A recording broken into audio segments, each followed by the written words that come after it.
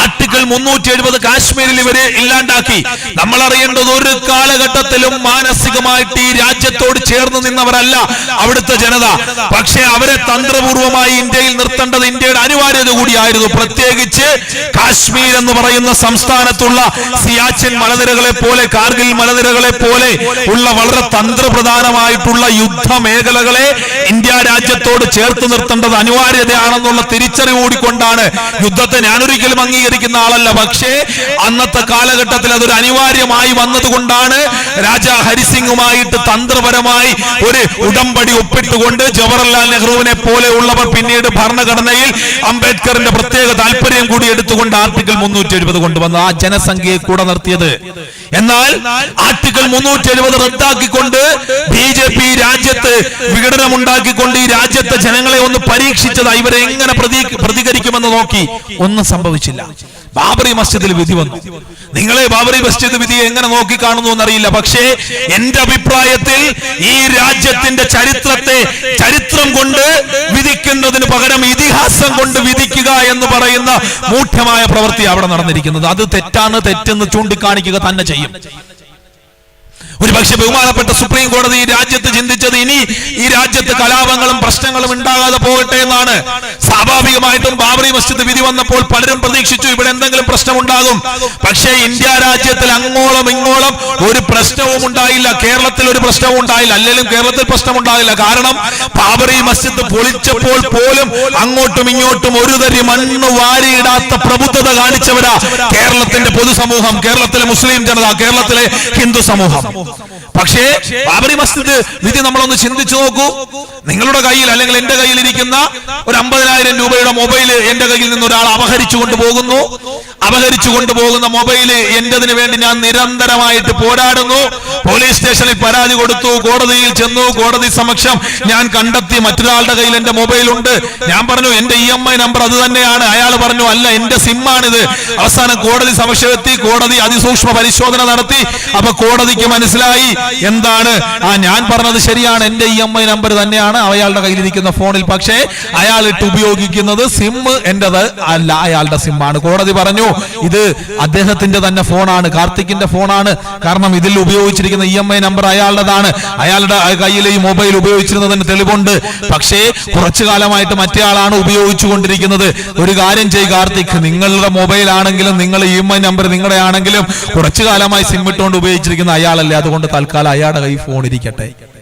അയാൾക്ക് പകരം ഒരു 2000 രൂപയുടെ സാംസങ്ങിന്റെ ഫോൺ നിങ്ങൾ വാങ്ങിച്ചു കൊടുക്കുക കൂടി ചെയ്യണം എന്ന് പറഞ്ഞു.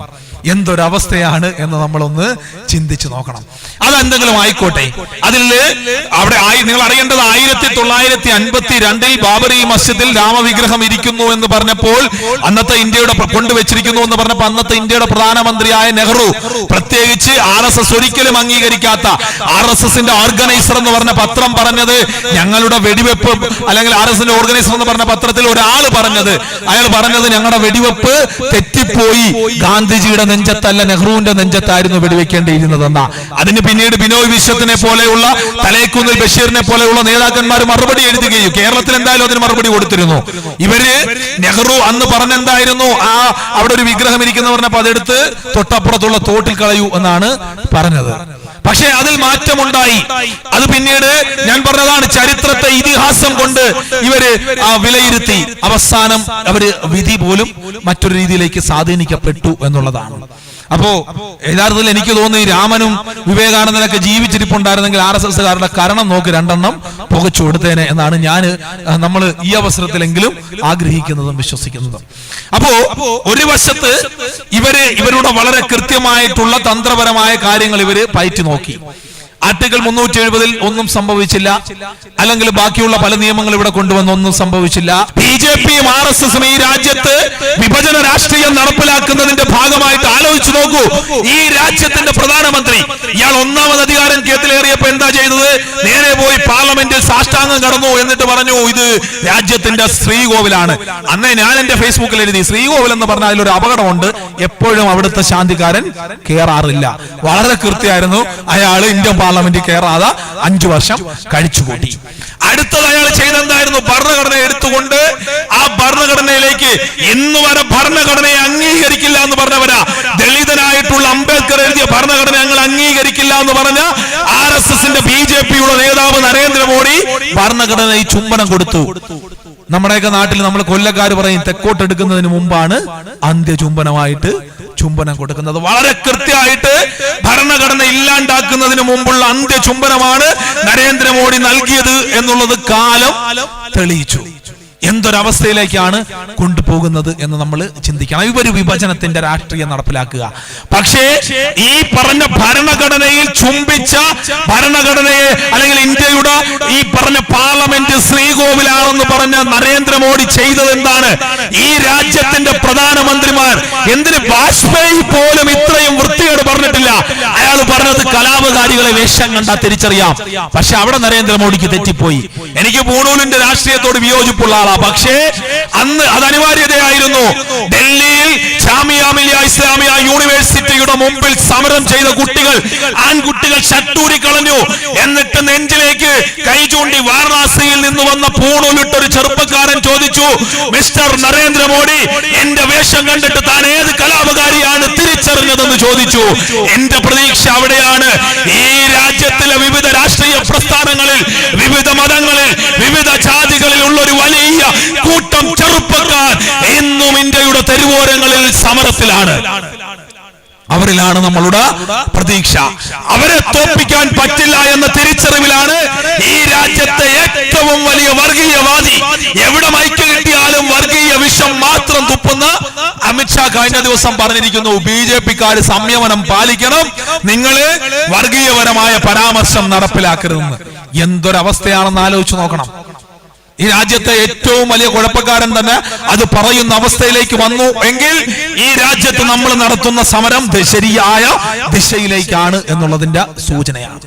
BJPയോടും RSSനോടും പറയാനുള്ളത് ഞാൻ നിരന്തരമായിട്ട് പറഞ്ഞുകൊണ്ടിരിക്കുന്നതാണ്. അതുകൊണ്ട് അതിന്റെ വിശാലതയിലേക്ക് കടന്നു പോകുന്നില്ല. പക്ഷേ നമ്മൾ ഇത് നിരന്തരമായി ഈ കാര്യങ്ങൾ പറയുമ്പോൾ, ഇതിനെ വസ്തുനിഷ്ഠമായി ചൂണ്ടിക്കാണിക്കുമ്പോൾ പാകിസ്ഥാനിൽ പോകാനാ പറയുന്നത്. ഇവന്മാരുടെ തറവാട്ട് സ്വത്താണോ പാകിസ്ഥാൻ? അവിടോട്ട് നമ്മളെ കൊണ്ട് തടങ്കൽ പാളയത്തിൽ താമസിക്കാൻ? അവിടെ നമ്മളോട് നിരന്തരമായി പാകിസ്ഥാനിൽ പോകാൻ പറയുന്നവരോട് 1-2 ചരിത്രം പറയുന്നു. 1857 ഇന്ത്യയുടെ 1ാം സ്വാതന്ത്ര്യ സമര പോരാട്ടത്തെ കുറിച്ച് ഒത്തിരി പുസ്തകങ്ങൾ വന്നിട്ടുണ്ട്. ബിപിൻ ചന്ദ്ര എഴുതിയിട്ടുണ്ട്, MGS നാരായണൻ എഴുതിയിട്ടുണ്ട്, റോമില താപ്പർ എഴുതിയിട്ടുണ്ട്. അവരെ ഒന്നും നിങ്ങൾ അംഗീകരിക്കണ്ട. നിങ്ങൾക്ക് അംഗീകരിക്കാൻ പറ്റിയ ഒരാളുണ്ട്, VD സവർക്കർ, നിങ്ങളുടെ നേതാവ്. സവർക്കർ എഴുതിയിരിക്കുന്ന 1857 ഇന്ത്യാസ് ഫസ്റ്റ് ഫ്രീഡം സ്ട്രഗിൾ, 1857 ഇന്ത്യയുടെ 1ാം സ്വാതന്ത്ര്യ സമരം എന്ന് പറഞ്ഞ പുസ്തകത്തിൽ വളരെ സുവ്യക്തമായിട്ട് അയാൾ പറഞ്ഞിട്ടുണ്ട്, ഈ രാജ്യത്തിന്റെ 1ാം സ്വാതന്ത്ര്യ സമരമാണ് ഇന്ത്യൻ ദേശീയ പ്രസ്ഥാനത്തിന്റെ ഉൾപ്പെടെയുള്ള പിറവിയിലേക്ക് നയിക്കപ്പെട്ടത്. ഇന്ത്യയുടെ 1ാം സ്വാതന്ത്ര്യ സമരം ഈ രാജ്യത്തെ സംബന്ധിച്ച് നിർണായകമായിരുന്നു.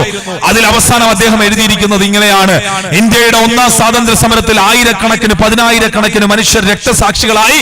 അതിൽ 3/4 പേരും ബഹുഭൂരിപക്ഷം പേരും ഇസ്ലാം നാമധാരികളായിരുന്നു എന്ന് എഴുതി വെച്ചിരിക്കുന്നത് നിങ്ങളുടെ വീർ സവർക്കറാണ്. അയാൾ എഴുതി വെച്ചത് കള്ളമാണെന്ന് പറഞ്ഞുകൊണ്ട് നിഷേധിക്കാൻ BJPക്ക് RSSനും പറ്റുമോ? ആ ഒരു സമുദായത്തിനോടാണ് ഇവന്മാർ ഇപ്പൊ ദേശസ്നേഹത്തിന്റെ സർട്ടിഫിക്കറ്റും ചോദിച്ചുകൊണ്ട് വരുന്നത്. ഈ രാജ്യത്ത് ഞങ്ങളെ പോലെയുള്ളവർ സംസാരിച്ചിട്ട് പറയുന്ന ജയ് ഹിന്ദ് എന്ന് പറഞ്ഞ മുദ്രാവാക്യം, അത് ഇന്ത്യൻ നാഷണൽ ആർമിയുടെ പോരാട്ട വീതിയിൽ നേതാജി സുഭാഷ് ചന്ദ്രബോസിനൊപ്പം നിന്നുകൊണ്ട് വിളിച്ചു കൊടുത്തത് ആബിദ് ഹസൻ സഫാനി എന്ന് പറഞ്ഞ മുസൽമാനായിരുന്നു. ഇൻകുലാബ് സിന്ദാബാദ്, വിപ്ലവം വിജയിക്കട്ടെ എന്ന് ഈ രാജ്യത്തിന് പറഞ്ഞു കൊടുത്തത് ഉറുദു കവിയായിരുന്ന, എഴുത്തുകാരനായിരുന്ന ഹസ്രത് മുഹാനി എന്ന് പറഞ്ഞ മുസൽമാനാണ്. 1942 ആഗസ്റ്റ് 9-ാം തീയതി ഈ രാജ്യത്ത് നിന്നുകൊണ്ട് ബ്രിട്ടീഷുകാരാ നീ ഇവിടെ നിന്നും പോകൂ എന്ന് പറഞ്ഞു ക്വിറ്റ് ഇന്ത്യ എന്ന് ബ്രിട്ടീഷുകാരന്റെ മുഖത്ത് നോക്കി പറഞ്ഞത് യൂസഫ് മെഹ്റലി എന്ന് പറഞ്ഞ മുസൽമാനായിരുന്നു. എത്രയോ പേരുടെ ചരിത്രം ഈ രാജ്യത്തിന്റെ സ്വാതന്ത്ര്യ സമര പോരാട്ടത്തിൽ രക്തസാക്ഷികളായ അബ്ദുള്ളയെ പോലെ, ഷാഹിദ് അലിയെ പോലെ, അഷാഖുള്ള ഖാനെ പോലെ, വക്കം അബ്ദുൽ ഖാദറിനെ പോലെ എത്രയോ പേരുടെ ചരിത്രം ഈ രാജ്യത്ത് നമുക്ക് പറയുവാനുണ്ട്. ഈ രാജ്യത്തിന് ജാമിയ ഇസ്ലാമിയ നൽകിയ മൗലാന ഷൗക്കത്ത് അലിയെ പോലെയുള്ളവർ, ആലി സഹോദരന്മാരുടെ അവരുടെ നേരിട്ടുള്ള ഇടപെടൽ നടത്തിയ പോരാട്ടങ്ങൾ, അവരുടെ അമ്മയായ ആബിദ് ഷാനിദ ബീഗത്തെ പോലെ എത്രയോ പേരുടെ ധീരമായ കഥകൾ പറയുവാനുണ്ട്. അബ്ദുറഹ്മാൻ സാഹിബിനെ പോലെ ഈ സംസ്ഥാനത്ത് നിന്നുകൊണ്ട് പോരാട്ടം നടത്തിയവർ എത്രയോ പേര്, എത്രയോ ഇസ്ലാം നാമധാരികൾ ഈ രാജ്യത്തിന് വേണ്ടി രക്തസാക്ഷികളായി ഈ രാജ്യത്തിന് മറക്കുവാൻ പറ്റാത്ത സംഭാവനകൾ നൽകി. സയ്യിദ് അലി മുഹമ്മദ് ഖാനെ പോലെയുള്ളവരാണ് അലിഗഡ് യൂണിവേഴ്സിറ്റി സ്ഥാപിച്ചത്. ഇനിയും ഈ രാത്രി പുലരുവോളം പറയുവാൻ ഒത്തിരി കാര്യങ്ങളുണ്ട്, ഞാൻ അതിലേക്ക് കടന്നു പോകുന്നില്ല. ആ വലിയൊരു സമൂഹത്തോടാണ് ഇവര് ദേശസ്നേഹത്തിന്റെ സർട്ടിഫിക്കറ്റ് ചോദിക്കുന്നത്. നമ്മൾ അറിയേണ്ടത്, ഈ രാജ്യത്തിന്റെ സ്വാതന്ത്ര്യ സമര പോരാട്ടത്തിൽ രക്തസാക്ഷികളായ ചന്ദ്രശേഖർ ആസാദിനെ പോലെ, രാജ്ഗുരുവിനെ പോലെ, സൂര്യസെന്നിനെ പോലെ, ഭഗത് സിംഗിനെ പോലെയുള്ളവരുടെ സ്വാതന്ത്ര്യ സമര പോരാട്ടത്തിന്റെ ചരിത്രമെങ്കിലും RSSഉം BJPയും പഠിക്കണം. കഴിഞ്ഞ ദിവസം പൗരത്വ ഭേദഗതി നിയമത്തിന്റെ പോസ്റ്ററിൽ ഭഗത് സിംഗിനെ അടിച്ച്, പൗരത്വ ഭേദഗതി നിയമത്തെ അനുകൂലിക്കുന്ന പോസ്റ്ററിൽ ഭഗത് സിംഗിനെ അവരടിച്ചു വെച്ചിരിക്കുന്നു. ഭഗത് സിംഗ് ജീവിച്ചിരിപ്പുണ്ടായിരുന്നെങ്കിൽ ആ പോസ്റ്റർ അടിച്ചവന്റെ തല അടിച്ചു പൊട്ടിച്ചേനെ. എന്തൊരവസ്ഥയാണെന്ന് ആലോചിച്ച് നോക്കണം. Why I am an atheist, ഞാൻ എന്തുകൊണ്ട് നിരീശ്വരവാദിയായി എന്ന് ഈ രാജ്യത്തിന്റെ മുമ്പിൽ പുസ്തകം എഴുതിയ ആളാ ഭഗത് സിംഗ്. അദ്ദേഹത്തിന്റെ ഹിന്ദുസ്ഥാൻ റിപ്പബ്ലിക്കൻ ആർമി എന്ന് പറഞ്ഞ സ്വാതന്ത്ര്യ സമര പോരാട്ടത്തിലെ സായുധ സംഘടനയിൽ ചേരാനുള്ള ഒന്നാമത്തെ മാർഗനിർദ്ദേശത്തിൽ ഒന്നാമത്തെ കാര്യം എന്താണെന്ന് നിങ്ങൾക്കറിയാവോ? മതവർഗീയവാദിയാണെങ്കിൽ ഞങ്ങളുടെ സംഘടനയിൽ ചേരാൻ പറ്റില്ലെന്നാ പറഞ്ഞത്.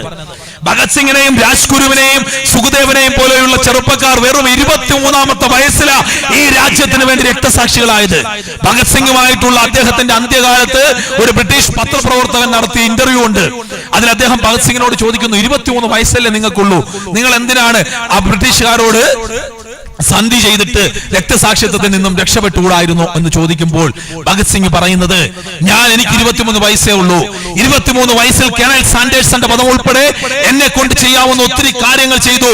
ഈ രാജ്യത്തിന്റെ സമര പോരാട്ടത്തിലേക്ക് ആയിരക്കണക്കിന് ചെറുപ്പക്കാരെ എനിക്ക് സംഭാവന ചെയ്യാൻ പറ്റി. പക്ഷെ നിങ്ങൾ അറിയേണ്ടത്, എന്റെ 23-ാമത്തെ വയസ്സിൽ ഭഗത് സിംഗ് എന്ന ഞാൻ ഇവിടെ രക്തസാക്ഷിയായാൽ, ഭഗത് സിംഗ് എന്ന് പറയുന്ന ഒരു രക്തസാക്ഷി ഉണ്ടാകുമ്പോൾ ഈ രാജ്യത്തിന്റെ സ്വാതന്ത്ര്യ സമര പോരാട്ടത്തിലേക്ക് 23 വയസ്സുള്ള ചെറുപ്പക്കാരൻ രക്തസാക്ഷി ആയി എന്നതിന്റെ ആ സന്ദേശത്തിന്റെ അടിസ്ഥാനത്തിൽ ഒന്നല്ല, 1000 പതിനായിരക്കണക്കിന് ലക്ഷക്കണക്കിന് ഭഗത് സിംഗുമാരെ ഈ രാജ്യത്തിന്റെ സ്വാതന്ത്ര്യ സമര പോരാട്ടത്തിലേക്ക് കിട്ടും. അതുകൊണ്ട് തൂക്കുമരത്തിൽ ഊയാലാടാൻ ഞാൻ തയ്യാറാണെന്ന് പറഞ്ഞുകൊണ്ട് ഈ രാജ്യത്തിന്റെ സ്വാതന്ത്ര്യ സമര പോരാട്ടത്തിൽ രക്തസാക്ഷികളായ ചെറുപ്പക്കാരാണ് അവരൊക്കെ. ജതിൻ ദാസ് എന്ന് പറഞ്ഞ ഒരു ചെറുപ്പക്കാരൻ 64 ദിവസമാണ് പട്ടിണി കിടന്നത്.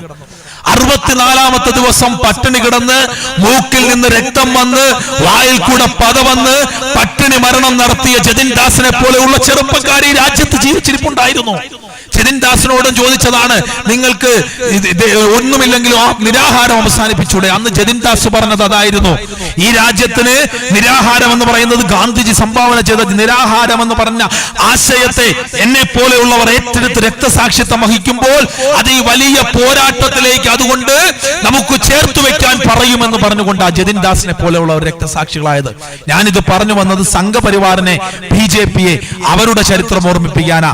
ജതിൻ ദാസിനെ പോലെ, ഭഗത് സിംഗിനെ പോലെ, സുഖദേവനെ പോലെ, രാജ്ഗുരുവിനെ പോലെയുള്ള ചെറുപ്പക്കാർ ഞങ്ങൾ മരണപ്പെടുമെന്ന് പറഞ്ഞുകൊണ്ട് തൂക്കുമരത്തിലേക്കോ അല്ലെങ്കിൽ പട്ടിണി കിടന്ന മരണത്തിലേക്കോ നയിക്കപ്പെട്ടപ്പോൾ സ്വയം തയ്യാറായി പോയപ്പോൾ നിങ്ങളുടെ നേതാക്കന്മാർ എന്താണ് ചെയ്തത്?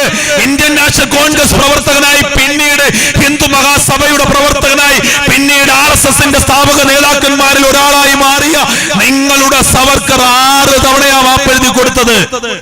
5 തവണ മാപ്പെഴുതി കൊടുത്ത് വീര്യമില്ലാത്തത് കൊണ്ട് 6-ാമത്തെ തവണ ഞാനും എന്റെ പ്രസ്ഥാനവും ബ്രിട്ടീഷ് സാമ്രാജ്യത്തിന്റെ വിധേയത്വമുള്ള അടിമയായിരിക്കുമെന്ന് പറഞ്ഞുകൊണ്ടാണ് സവർക്കർ മാപ്പെഴുതിയത്.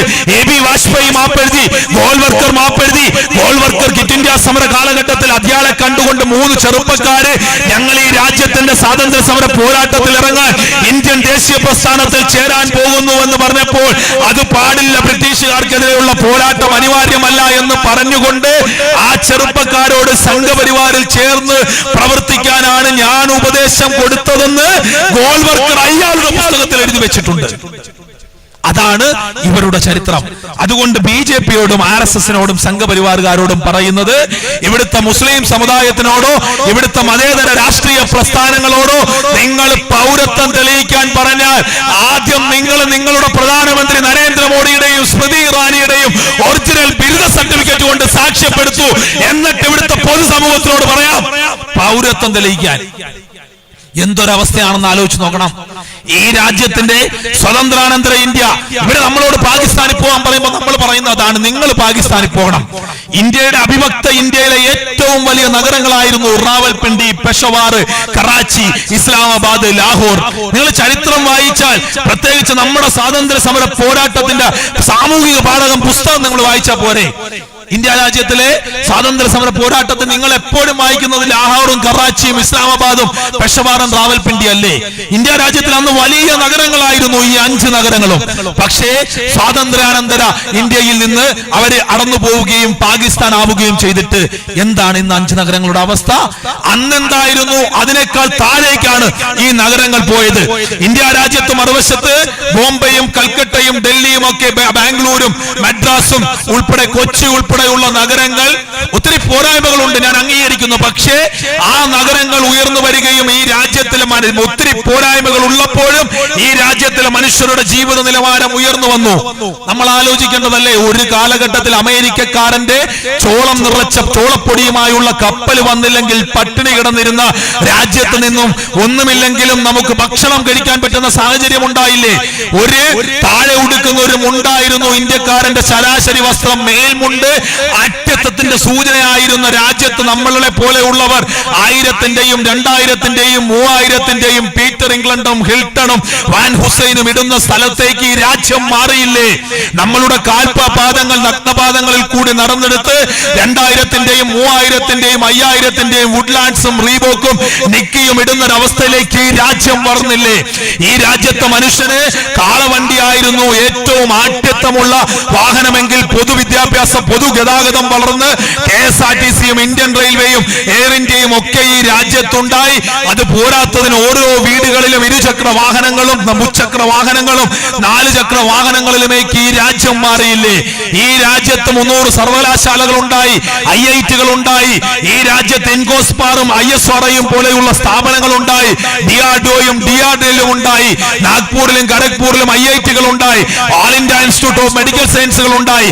ആതുരാലയങ്ങൾ ഉണ്ടായി. ഈ രാജ്യത്തിന് ഒത്തിരി പോരായ്മകൾ ഉണ്ടായെങ്കിലും മേട്ടൂരിലും ഹിരാക്കുട്ടിലും ബക്രാനെങ്കിലും അണക്കെട്ടുകൾ ഉണ്ടായി. ഈ രാജ്യത്ത് വൈദ്യുതിയും വെള്ളവും ഉണ്ടായി. ജലസേചന പദ്ധതികൾ ഉണ്ടായി. ഈ രാജ്യം പതുക്കെയെങ്കിലും വളർന്നു വന്നു. പോരായ്മകൾ ഉണ്ടെങ്കിലും ഈ രാജ്യത്ത് നരേന്ദ്രമോദിക്ക് നോട്ട് നിരോധിച്ച് 2000-ന്റെ നോട്ട് ഇറക്കിയപ്പോൾ അയാളുടെ നോട്ടിൽ മംഗൾയാൻ അടിച്ചു വെക്കാനുള്ള അവസരം ഈ രാജ്യത്തുണ്ടായി വന്നു. എങ്ങനെ ഉണ്ടായി? ഈ രാജ്യം മതേതരത്വമായിരുന്നത് കൊണ്ട്, ഈ രാജ്യത്ത് ഭരണഘടന ഉണ്ടായിരുന്നത് കൊണ്ട്. ഞാൻ നേരത്തെ പരാമർശിച്ച പാകിസ്ഥാനിലെ അവിഭക്ത ഇന്ത്യയുടെ ഭാഗമായിരുന്ന വലിയ വലിയ നഗരങ്ങളായിരുന്ന റാവൽപിണ്ടിയും ലാഹോറും കറാച്ചിയും ഒക്കെ ഇന്നും പിന്നോക്കം നിൽക്കുമ്പോൾ ഈ രാജ്യത്ത് ഇത്രയും മാറ്റം ഉണ്ടായത് എങ്ങനെയെന്ന് ചോദിച്ചാൽ, പാകിസ്ഥാൻ മതാധിഷ്ഠിത രാജ്യമായതുകൊണ്ട് ആ രാജ്യം അങ്ങനെ നിൽക്കുകയും മതേതര രാജ്യമായ ഭരണഘടന ഉണ്ടായ രാജ്യം ഇങ്ങനെയായി മാറുകയും ചെയ്തതാ. ഭരണഘടന ഉണ്ടാക്കിയ BR അംബേദ്കറിന്റെ ചരിത്രം എന്തായിരുന്നു നമ്മൾ ചിന്തിക്കണ്ടേ? ആ മനുഷ്യൻ സ്കൂളുകളിൽ പഠിക്കുന്ന അവസരത്തിൽ ആ മനുഷ്യൻ കഴുത്തിൽ തൂങ്ങിയ കയറിൽ ചിരട്ടയിലാണ് അദ്ദേഹം ചിരട്ടയിൽ മണ്ണ് നിറച്ച സ്കൂളിൽ പോയത്. കാരണം ദളിതനായ BR അംബേദ്കറിന് പൊതുവഴി ഓരങ്ങളിൽ തുപ്പാൻ പാടില്ലായിരുന്നു. BJP-ക്ക് വേണ്ടി RSS-ന് വേണ്ടി മുദ്രാവാക്യം വിളിക്കാൻ പോകുന്ന, കയ്യിൽ ചരടും ദണ്ഡയുമായി പദസഞ്ചലനത്തിന് പോകുന്ന പിന്നോക്ക ദളിത് സമുദായത്തിലുള്ള സംഘപരിവാറുകാർ ഈ രാജ്യത്തിന്റെ ചരിത്രം പഠിക്കണം. അന്ന് നിങ്ങളെ കൊണ്ട് ചുടിയോട് വാരിക്കുന്ന RSS-ന്റെ പ്രമാണികൾ, അവന്മാരുടെ പൂർവികന്മാർ നമ്മളെ പോലെയുള്ള സമൂഹത്തെ വഴിയിറങ്ങി നടക്കാൻ സമ്മതിക്കില്ലായിരുന്നു. BR അംബേദ്കർ ചിരട്ടയിൽ മണ്ണിട്ടുകൊണ്ട് പോയിട്ട് രാവിലെ തൊട്ട് വൈകുന്നേരം വരെയുള്ള തുപ്പല് ആ ചിരട്ടയിലാ തുപ്പി വെച്ചിരുന്നത്. കാരണം പൊതുവഴിയിൽ തുപ്പാൻ പറ്റാത്തത് കൊണ്ട്. നിങ്ങൾ ആലോചിച്ച് നോക്കൂ, എന്ത് മനുഷ്യത്വരഹിതമായിട്ടുള്ള ജീവിതമായിരുന്നെന്ന്. നെഞ്ചിൽ കിടക്കുന്ന ചിരട്ടയിൽ തുപ്പിവെച്ച കവവും ആ തുപ്പലും കൊണ്ട് വീട്ടിൽ തട്ടിക്കളയണമായിരുന്നു. വീട്ടിൽ അയ്യത്ത് കയറി തട്ടിക്കളയണം. എന്നിട്ട് ആ മനുഷ്യന് കഴുത്തില മാല പോലെ കിടക്കുന്ന ചിരട്ട മാറ്റാൻ പറ്റുള്ളായിരുന്നു. ആ അംബേദ്കർ ഭരണഘടന എഴുതി 6 PhD എടുത്തു ആ മനുഷ്യൻ, 29 ബിരുദാനന്തര ബിരുദങ്ങൾ എടുത്തു, അന്താരാഷ്ട്ര യൂണിവേഴ്സിറ്റികളിൽ പോയി പഠിച്ച് ഉന്നത വിദ്യാഭ്യാസം നേടി ഈ രാജ്യത്തിന്റെ പോരായ്മകളോട്, ഈ രാജ്യത്തിന്റെ മാറ്റി നിർത്തലുകളോട്, വർണ്ണവെറിയോട് പോരാടി ആ മനുഷ്യൻ ഇന്ത്യയുടെ നിയമമന്ത്രിയായ അംബേദ്കർ ഈ രാജ്യത്ത് ഭരണഘടന എഴുതി വെച്ചപ്പോൾ അത് ദളിതനായ അംബേദ്കർ എഴുതിയ ഭരണഘടന അംഗീകരിക്കാൻ പറ്റില്ലെന്നും മതേതരത്വവും ജനാധിപത്യവും സോഷ്യലിസവും ഉണ്ടെന്നും പറഞ്ഞ ചരിത്ര ഇവിടുത്തെ BJPക്ക് RSSനുള്ളത്. മൂവർണ്ണക്കൊടി അംഗീകരിച്ചിട്ടില്ല, ദേശീയ ഗാനം അംഗീകരിച്ചിട്ടില്ല, ഭരണഘടന അംഗീകരിച്ചിട്ടില്ല. ഈ രാജ്യത്തിന്റെ ഈ ബിംബങ്ങളായ സൂചകങ്ങളായ ഒന്നിനെയും അംഗീകരിക്കാത്ത അരാഷ്ട്രീയവാദികൾ ഇപ്പോ നമ്മളെ ദേശീയത പഠിപ്പിക്കാൻ വരുമ്പോൾ സവിനയം പറയുന്നു, ഒരു കാരണവശാലും BJPയെ പോലെ RSSനെ പോലെ ഈ രാജ്യത്തിന്റെ സ്വാതന്ത്ര്യ സമര പോരാട്ടത്തിലോ സ്വാതന്ത്ര്യാനന്തര ഇന്ത്യയുടെ വളർച്ചയിലോ ഒരു പങ്കും വഹിക്കാത്ത, പങ്ക് പറ്റാൻ മാത്രം നടക്കുന്ന നിങ്ങളുടെ മുമ്പിൽ പൗരത്വം തെളിയിക്കാൻ ഇവിടുത്തെ ജനതയ്ക്ക് മനസ്സില്ല. അതുകൊണ്ട് നമുക്ക് പോരാട്ടം തുടരുക തന്നെ ചെയ്യണം. നമ്മളെ സംബന്ധിച്ചിടത്തോളം ഈ പോരാട്ടം അനിവാര്യമാണ് എന്ന് നമ്മൾ തിരിച്ചറിയുക. ഇവിടെ BJP അവരുടെ വിധ്വംസക രാഷ്ട്രീയം തുടരും. നിങ്ങൾ കണ്ടില്ലേ, കഴിഞ്ഞ ദിവസങ്ങളിൽ കണ്ടില്ലേ, ദേവീന്ദർ സിംഗ് എന്ന് പറയുന്ന BJP ഭരിക്കുന്നതാണ്. കാശ്മീരിൽ ഇപ്പൊ സംസ്ഥാന മുഖ്യമന്ത്രിയില്ല, സംസ്ഥാന മന്ത്രിസഭയില്ല. അവര് കൂടെ ഭരിച്ച് അവസാനം കൂടെ ഭരിച്ചിട്ട് പിണങ്ങിയിട്ട് അവിടെ നിന്നും കളഞ്ഞുപോയി. തന്ത്രപരമായിട്ട് അവിടെ രാഷ്ട്രപതി ഭരണം നടപ്പിലാക്കി. 2019 ആഗസ്റ്റ് 15 ഇവര് നൽകിയ വിശിഷ്ട സേവാ പുരസ്കാരം നേടിയ ദേവീന്ദർ സിംഗ് എന്ന് പറയുന്ന ഒരു DYSP ആയ ഉന്നത പോലീസ് ഉദ്യോഗസ്ഥൻ കഴിഞ്ഞ കുറച്ച് ദിവസങ്ങൾക്ക് മുമ്പ് 3 ഭീകരവാദികൾക്കൊപ്പം ഡൽഹിയിൽ വന്നു. ആരാ ദേവീന്ദർ സിംഗ്? ഇതിനു മുമ്പ് അഫ്സൽ ഗുരു എന്ന് പറഞ്ഞ പാർലമെന്റ് ആക്രമണ കേസിലെ 7ാമത്തെ പ്രതി പറഞ്ഞത് എന്നെ ഡൽഹിയിൽ കൊണ്ടുവന്നത് ദേവീന്ദർ സിംഗ് ആണെന്ന. ആ ദേവീന്ദർ സിംഗ് 3 തീവ്രവാദികൾ BJPയുടെ ഉറ്റതോടെ ഈ പറയുന്ന രാജ്യത്ത് വലിയൊരു പോരാട്ടം നടന്നുകൊണ്ടിരിക്കുമ്പോൾ ഇയാൾ എന്തിനാണ് 3 തീവ്രവാദികളുമായിട്ട് ഡൽഹിയിൽ വന്നത്? ഒരു സംശയം വേണ്ട. ഇവിടെ ബോംബ് പൊട്ടിച്ചുകൊണ്ട് ഇവിടെ ഈ പറയുന്ന പൗരത്വ ഭേദഗതി നിയമത്തിന്റെ സമരത്തിന്റെ ശ്രദ്ധ ഇവിടെ ഇല്ലാതാക്കിക്കൊണ്ട് ഈ രാജ്യത്ത് ഇസ്ലാമോഫോബിയ ബാധിച്ച ഒരു വലിയ സമൂഹത്തെ കൂടെ നിർത്താനുള്ള ഗൂഢതന്ത്രമാണ് അവര് നടത്തിയത്. പക്ഷെ ഈ രാജ്യത്തിന്റെ മണ്ണിന് എന്തോ ഭാഗ്യമുള്ളത് കൊണ്ട് അത് പൊളിഞ്ഞുപോയി. നമുക്ക് അറിയാൻ ആഗ്രഹമുണ്ട്, ദേവീന്ദർ സിംഗ് ആരാണ്, അയാൾ എന്തിനു വന്നു, അയാൾക്ക് നിങ്ങളും തമ്മിലുള്ള ബന്ധം എന്താണെന്ന് നിങ്ങൾ പറയുവാൻ ബാധ്യതയുണ്ട്. ദേവീന്ദർ സിംഗിനെ പോലെയുള്ള ആദിത്യ റാവു ഹൈദരാബാദിൽ ജോലി കിട്ടാത്തതുകൊണ്ട് മംഗലാപുരത്ത് അദാനിയുടെ എയർപോർട്ടിലാവും ബോംബ് വയ്ക്കാൻ വന്നത്. അവന് മാനസിക വിഭ്രാന്തി ഉണ്ടെന്നാ BJP പറയുന്നത്. ഏത് തെറ്റുപിടിയൊക്കെ കണ്ടുപിടിച്ച് ഏത് കുഴപ്പക്കാരായി ഏത് പ്രശ്നക്കാരായി സംഘപരിവാർ ബന്ധമുള്ള ആരെ പിടിച്ചാൽ ഇവർ പറയും മാനസിക വിഭ്രാന്തി ഉണ്ടെന്നാ. എന്തെളുപ്പമാണ് ഇവര് തെറ്റുകളെ മറച്ചു വെക്കുന്നത് നമ്മൾ തിരിച്ചറിയണം. ഈ രാജ്യത്ത് ആലോചിച്ച് നോക്കൂ, ഈ രാജ്യത്ത് 73 വർഷക്കാലം കൊണ്ട് ഈ രാജ്യം ഉണ്ടാക്കിയെടുത്ത സ്വത്തുക്കൾ ഇല്ലാതാക്കുക. 250 കോടിയായിരുന്നു ഇന്ത്യയിലെ LIC life insurance corporation of India ഉണ്ടാകുമ്പോൾ അതിന്റെ ആസ്തി എന്ന് പറഞ്ഞാൽ 250 കോടിയാ. ഇന്നത്തെ ആസ്തി എത്ര നിങ്ങൾക്കറിയാവോ? 30 ലക്ഷം കോടിയാ. ഇന്ത്യയുടെ ബഡ്ജറ്റ് എന്ന 29 ലക്ഷം കോടിയേക്കാൾ ഉന്നതമായ 30 ലക്ഷം കോടി ആസ്തിയുള്ള LIC ഒരു വിൽക്കാൻ പോന്നു. 13 ലക്ഷം കോടിയുടെ ആസ്തിയുള്ള BPCL ഭാരത് പെട്രോളിയം കോർപ്പറേഷൻ ലിമിറ്റഡിനെ വെറും 65,000 കോടിക്ക് വിൽക്കാൻ പോകുന്നു. BJP ആയിട്ട് ബന്ധമുള്ള 23 ശതകോടീശ്വരന്മാര് 10 ലക്ഷം കോടിയായിട്ടാണ് ഈ രാജ്യത്തു നിന്നും കടന്നുപോയത്. BJPക്ക് ഏറ്റവും ഇഷ്ടമുള്ള 63 കോടീശ്വരന്മാരുടെ കയ്യിലാണ് ഇന്ത്യ രാജ്യത്തിന്റെ 93% സ്വത്ത്. BJPയുടെ ആഭ്യന്തരമന്ത്രി അവരുടെ ദേശീയ പ്രസിഡന്റ് അമിത്ഷായുടെ മകന് ഈ കഴിഞ്ഞ 5 വർഷക്കാലത്തെ ഭരണം കൊണ്ട് 10,000 ഇരട്ടിയാണ് സ്വത്ത് വർദ്ധിച്ചത്. ഈ രാജ്യത്തിന്റെ അഭിമാന സ്തംഭമായിട്ടുള്ള കെൽട്രോൺ പോലെ, കൊച്ചിൻ റിഫൈനറി പോലെ, എയർ ഇന്ത്യ പോലെ, BSN പോലെയുള്ള സ്ഥാപനങ്ങൾ ഇവർ ഇല്ലാതാക്കാൻ ശ്രമിക്കുകയാണ്. ഈ രാജ്യത്ത് 73 വർഷത്തെ സ്വതന്ത്ര ഇന്ത്യയിലെ ഏറ്റവും വലിയ തൊഴിലില്ലായ്മയാണ് ഈ രാജ്യത്ത് ഉണ്ടായിക്കൊണ്ടിരിക്കുന്നത് എന്ന് പറയുന്നത് ഇവിടുത്തെ തൊഴിൽ മന്ത്രാലയം എന്ന് പറഞ്ഞ നരേന്ദ്രമോദിയുടെ കീഴിലുള്ള സ്ഥാപനമാണ്.